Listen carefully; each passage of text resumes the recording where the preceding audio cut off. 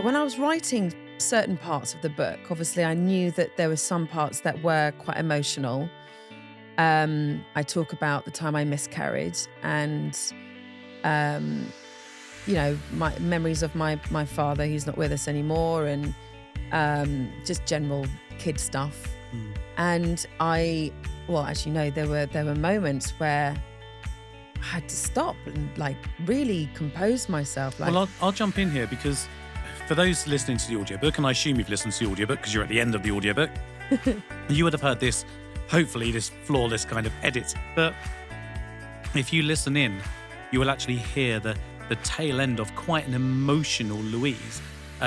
Because there were many times we had to stop, wasn't there, Louise? There were many times, and I must admit you were brilliant with the way you coached me with that, because I wasn't expecting to break down as many times as I did. Understandable, though. Yeah, and but the thing is weird because I've talked about miscarriage before and talked about all of these things before, but there was something about reading my own words, listening to my own voice, kind of, louder in my ears, wearing headphones and a mic, that just, I don't know, it just set me off. But it was almost like a form of therapy in a way. Just interesting. It felt like a release afterwards, I guess. And I'm really pleased that I did include those things in the book, because even though the book's a very light-hearted, I guess, memoir,